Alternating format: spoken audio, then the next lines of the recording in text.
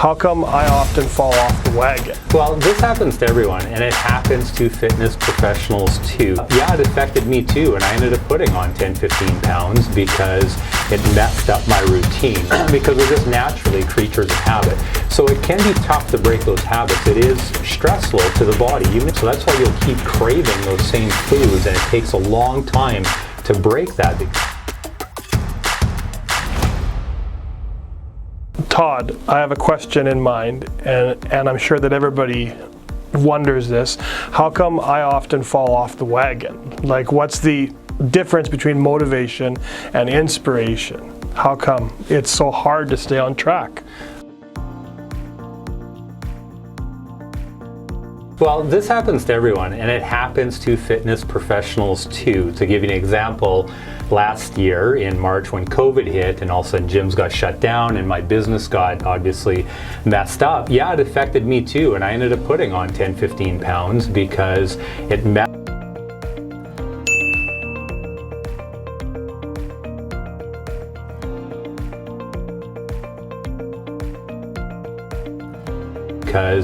messed up my routine.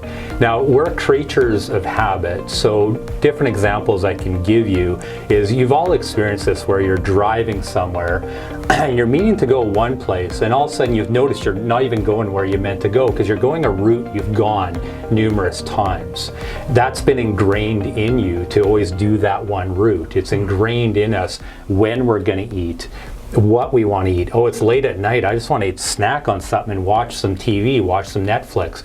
And it can be tough to break those habits. It takes a bit of time to break those habits. Just like if you go to a conference, if you're going to a course for a few days, you sit in your spot and guaranteed the next day everyone's going to sit in the same chairs they were in the day before because we're just naturally creatures of habit. So it can be tough to break those habits. It is stressful to the body. Even if you've been eating bad foods, what also happens is your liver will create the enzymes needed to digest those foods, and your body doesn't like to waste enzymes. So that's why you'll keep craving those same foods, and it takes a long time to break that because your body again wants to stay to those same routines. So that can be a tough part, and it happens to everyone, and if any fitness professional out there is honest with themselves, it happens to them too.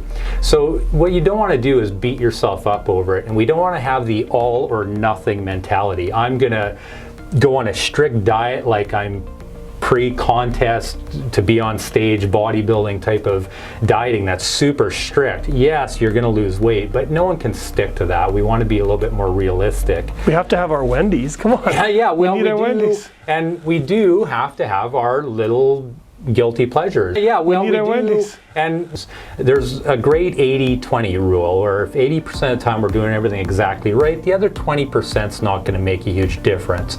Now, if someone's really, their health has really gone downhill, I like to get as close to 100% for a while as possible so we can get the blood sugar levels back, the hormones and everything that's going to get affected there. And then once we get to a better base level, then we can do the 80-20, especially when we go into the fall. If we got Halloween, we got Thanksgiving, we got Christmas, we got New Year's, well, what am I supposed to do? The family wants to offer you this food, and you got to remember that they're doing it that's their way of showing their love to you, is to give you this food. And when you have to go, well, sorry, I'm trying to eat a little healthier, they can sometimes take that the wrong way. So people can inadvertently sabotage you a little bit when they mean well, and the socializing aspects can be the difficult part. So where I like to start people, as you touched on, the difference between inspiration and motivation. You motivate yourself, to me, to do stuff you don't want to do. I gotta go mow the lawn. Okay, I gotta motivate myself to go mow the lawn or do the dishes. I don't want to do it. I gotta motivate myself to do it. But if there's something that inspires you enough, if you have a major passion, and hopefully you do, hopefully everyone out there has that major passion in their life, it is amazing the lengths you'll go to achieve that.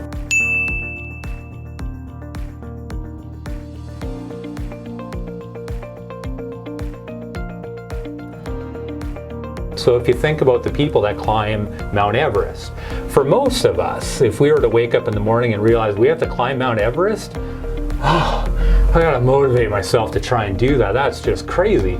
But for the people that go do it, they're so inspired by that challenge. I'm willing to bet you they probably barely sleep the night before. They're just so excited to go.